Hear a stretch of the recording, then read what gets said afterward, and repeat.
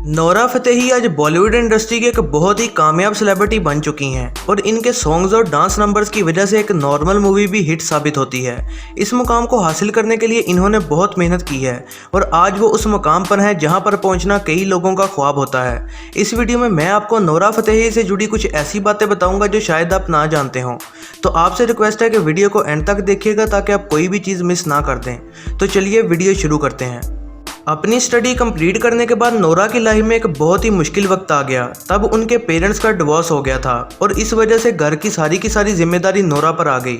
उस वक्त नोरा एक वेटर्स की जॉब किया करती थी और इस तरह से उनका स्ट्रगल चलता ही रहा। नोरा एक टाइम पर दो जॉब्स करती थी। वो दिन में वेटर्स का काम करती थी और रात में टेलीकॉलर की जॉब किया करती थी। नोरा ने इन सालों में कई छोटी मोटी जॉब्स की, लेकिन वो इसके साथ साथ अपना पैशन भी नहीं भूली। नोरा इन जॉब्स के साथ ही इंडिया की मॉडलिंग एजेंसी में भी अप्लाई करती रही और फिर एक एजेंसी ने उनको हायर कर लिया। फिर नोरा 2012 में इंडिया आई और 2012 में ही उनको एक एड में कास्ट कर लिया गया था, जो कि ये रही। इन एड्स के बाद नोरा को कुछ और एड्स में भी कास्ट किया गया था, लेकिन इस मेहनत के लिए उनको कोई भी पैसे नहीं दिए गए थे। और फिर नोरा ने अपने एक इंटरव्यू में कहा था कि इस इंडस्ट्री में स्ट्रगलर्स को काफ़ी तंग किया जाता है और नए लोगों को इंडस्ट्री के बारे में ज़्यादा पता नहीं होता, तो इसी वजह से स्ट्रगलर्स का फ़ायदा उठाया जाता है। उन्होंने ये भी कहा कि उनको 20 लाख की पेमेंट दी जानी थी, लेकिन उनकी एजेंसी ने वो रकम उनको नहीं दी। यहाँ तक कि नोरा का पासपोर्ट भी उन्होंने रख लिया था। फिर नोरा ने एजेंसी को छोड़ दिया और इसके बाद वो कई मूवी ऑडिशंस में जाया करती थी, लेकिन उनकी हिंदी अच्छी ना होने की वजह से उनका मजाक उड़ाया जाता था और उनको रिजेक्ट कर दिया जाता था। और एक डायरेक्टर ने तो उनको ये भी कहा था कि तुम्हें अपने मुल्क वापस चले जाना चाहिए क्योंकि तुम जैसे यहाँ बहुत मौजूद हैं। फिर नोरा की 1 साल की स्ट्रगल के बाद आखिरकार उनको एक मूवी में कास्ट किया गया जिसका नाम था रोर। इस मूवी में उनको एक मेन रोल में देखा गया था, लेकिन ये मूवी फ्लॉप साबित हुई थी और नोरा को वो पॉपुलैरिटी ना मिल सकी जिसकी उनको उम्मीद थी। इस मूवी के बाद भी वो स्ट्रगल करती रही, लेकिन उन्हें हर जगह रिजेक्ट ही किया जाता रहा। नोरा ने खुद कहा था कि वो सारी रात लाइंस याद करती थी, लेकिन जब ऑडिशन होता था तो उनकी हिंदी अच्छी ना होने की वजह से उनको रिजेक्ट कर दिया जाता था।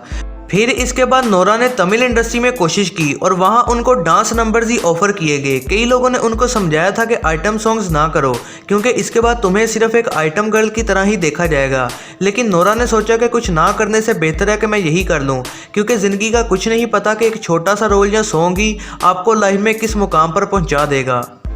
अब आपको बताते हैं नोरा के बारे में कुछ ऐसी बातें जो कि बहुत कम लोग जानते हैं। नोरा फतेही की फेवरेट मूवीज़ हैं स्टेप अप और सेव द लास्ट डांस। इसी से नज़र आता है कि उनको डांसिंग कितनी पसंद है। इसी वजह से जब उनको स्ट्रीट डांसर में रोल ऑफर किया गया था तो उन्होंने फ़ौरन ही एक्सेप्ट कर लिया। नोरा का ये मानना था कि स्ट्रीट डांसर ही वो मूवी बनेगी जिसके बाद नोरा को एज एन एक्ट्रेस भी कास्ट किया जाने लगेगा। नोरा का अपना एक यूट्यूब चैनल भी है जहाँ पर वो कई फ़नी वीडियोज़ अपलोड करती रहती हैं। नोरा का कहना है कि किसी दिन इस कॉमेडी की वजह से उनको कॉमेडी मूवीज में भी कास्ट किया जाएगा और यूट्यूब पर भी उनके सब्सक्राइबर्स मिलियंस में हैं और आए दिन वो कमाल की वीडियोस अपलोड करती रहती हैं। मूवी माय बर्थडे सॉन्ग में नोरा को लीड एक्ट्रेस कास्ट किया गया था। इस मूवी में नोरा ने संजय सूरी के साथ काम किया। इस मूवी को ठीक से रिलीज नहीं किया गया था और यही वजह है कि ये मूवी बहुत ही अंडर रेटिंग है। नोरा फतेही एक अरब फैमिली से बिलोंग करती हैं और इनकी फैमिली एक्चुअल में मोरक्को से है। नोरा के पैदा होने से पहले ही उनकी फैमिली कनाडा शिफ्ट हो गई थी और नोरा ने अपनी पूरी ज़िंदगी कनाडा में ही गुजारी है। नोरा को बचपन से ही बॉलीवुड मूवीज़ देखना बेहद पसंद था और वहीं से ही उनको एहसास हुआ कि हिंदी मूवीज़ में आने के लिए एक एक्ट्रेस को एक्टिंग के साथ साथ डांस करना भी अच्छे से आना चाहिए। लेकिन नोरा जब भी घर में ये कहती थी कि उन्हें एक एक्ट्रेस बनना है तो उनकी फैमिली बहुत गुस्सा होती थी और उनको ये भी समझाते थे कि ऐसा काम फैमिली की लड़कियां नहीं करती हैं। नोरा की फैमिली कभी भी ये नहीं चाहती थी कि वो एक एक्ट्रेस बने और इसी वजह से ही नोरा ने बाद में कभी भी अपने इस ख्वाब को फैमिली के साथ शेयर नहीं किया। इवन नोरा ने डांस के लिए कोई ट्रेनिंग भी नहीं ली, बल्कि वीडियोज़ देखकर ही खुद ही इन्होंने डांस सीखा है। और एक इंटरव्यू में नोरा ने यह भी बताया था कि वो पहले डांस में बिल्कुल भी अच्छी नहीं हुआ करती थी और स्कूल में सभी लोग उनका मजाक उड़ाते थे, लेकिन नोरा ने डांस पर बहुत मेहनत की और हाई स्कूल के दिनों में वो एक कमाल की डांसर बन गई और इसी वजह से इनके डांस को देखते हुए इनको स्कॉलरशिप भी मिली थी। लेकिन नोरा की मदर ने कभी भी ये नहीं चाहा था कि वो एक डांसर या एक्ट्रेस बने। वो बस ये चाहती थी कि नोरा अपनी ग्रेजुएशन कंप्लीट करके कोई जॉब वगैरह करना स्टार्ट कर दें। नोरा फतेही के रिलेशनशिप्स की बात करें तो नोरा और अंगद बेदी दोनों ही एक दूसरे के बेहद क्लोज थे और मीडिया में भी इनके रिलेशनशिप के बारे में न्यूज़ आती रहती थी। लेकिन फिर जब अंगद ने नेहा धूपिया से शादी की अनाउंसमेंट की तो इसके बाद नोरा काफ़ी परेशान हो गई थी। इन्होंने अपने एक इंटरव्यू में कहा था कि मैं उन दिनों काफ़ी डिप्रेस्ड हो चुकी थी। फिर नोरा ने सोचा कि उनको इन सब बातों को पीछे छोड़ के अपनी लाइफ आगे बढ़ानी चाहिए और एक ब्रेकअप की वजह से उनको अपने करियर को ख़राब नहीं करना चाहिए। फिर इन्होंने ये सब बातें पीछे छोड़कर अपने करियर पर दोबारा से ध्यान देना स्टार्ट किया। नोरा जब बिग बॉस में आई थी तो वहां उनका ताल्लुक प्रिंस से कायम होने लगा और जिस दिन नोरा बिग बॉस से बाहर निकली थी तो उसी दिन प्रिंस ने उन्हें प्रपोज भी किया था।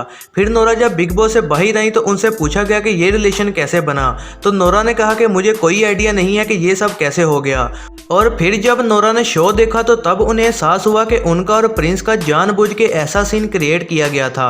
नोरा ने यह कहा कि उनका और प्रिंस का कभी भी कोई रिलेशन नहीं रहा है, यहाँ तक कि प्रिंस ने सिर्फ कैमरा के लिए ही नोरा को प्रपोज किया था। और बिग बॉस से नोरा को ये एहसास भी हुआ था कि रियलिटी शोज में किस तरह से हर चीज़ को अजीब करके दिखाया जाता है। नोरा फतेही जब मूवी टेम्पर में एक सॉन्ग में नजर आई थी तो उसके बाद ही नोरा को कई और सॉन्ग्स ऑफर होने लग गए, जिसमें इनकी सबसे बड़ी मूवी थी बाहुबली। फिर इसके बाद नोरा को बिग बॉस में देखा गया और ऑडियंस ने भी इनको बेहद पसंद किया था। फिर बिग बॉस के बाद नोरा ने झलक दिखला जा में हिस्सा लिया और यहीं से ही इनकी कामयाबी का आगाज हुआ और इनको बॉलीवुड से भी ऑफर आने लगे। नोरा के फैंस यही मानते हैं कि नोरा का सॉन्ग दिलबर उनके करियर का टर्निंग पॉइंट था, लेकिन नोरा के मुताबिक हार्डी संधू का सॉन्ग ना उनके करियर का टर्निंग पॉइंट साबित हुआ था। इसी गाने में वो एक लीड कैरेक्टर के तौर पर नजर आई थीं और इसी के बाद ही इनको दिलबर जैसे गानों के लिए सिलेक्ट किया गया था। दिलबर सॉन्ग ने यूट्यूब पर तेज तरीन 200 मिलियन व्यूज कंप्लीट किए थे और उसके बाद ही नोरा को कई और जगहों पर परफॉर्मेंसेस करते देखा गया और उनकी लाइफ पूरी तरह से बदल गई। नोरा ये मानती हैं कि उनकी वजह से ही बॉलीवुड में सॉन्ग्स को लेकर एक न्यू ट्रेंड आया है, जहां पर आइटम सॉन्ग्स को बजाय एक वल्गर सॉन्ग के अब एक आर्ट फॉर्म की तरह देखा जाने लगा है, क्योंकि नोरा हर सॉन्ग में एक ऐसा स्टेप लेकर आती हैं जिसको परफॉर्म करना बेहद चैलेंजिंग होता है। नोरा ये भी मानती हैं कि इंडस्ट्री में आपको एक साइड पर कर दिया जाता है, जहाँ अगर आप आइटम सॉन्ग करती हैं तो आपको सिर्फ और सिर्फ आइटम सॉन्ग करने को ही मिलते हैं, यानी आपको एक तरह का ही काम करने को दिया जाता है। और नोरा ने भी ये सब फेस किया हुआ है, क्योंकि पहले उन्हें एक आइटम गर्ल के तौर पर ही देखा जाता था, लेकिन अब वो एड्स, शोज और मूवीज हर जगह नजर आती हैं। नोरा की लाइफ भी काफ़ी इंस्पायरिंग रही है, क्योंकि इतनी बार रिजेक्शन सहने के बावजूद भी इन्होंने मेहनत की और इंडस्ट्री में अपनी एक जगह बना ली और आज उनकी फ़ैन फॉलोइंग वर्ल्ड वाइड है और मिलियंस में है। तो ये थी दोस्तों आज की वीडियो। उम्मीद है आप सबको पसंद आई होगी। अगर आप नोरा फतेही को पसंद करते हैं तो वीडियो को लाइक और अपने दोस्तों के साथ भी शेयर ज़रूर कीजिएगा और ऐसी ही नई वीडियोस के लिए चैनल को सब्सक्राइब और बेल नोटिफिकेशन को ऑन करना ना भूलिएगा।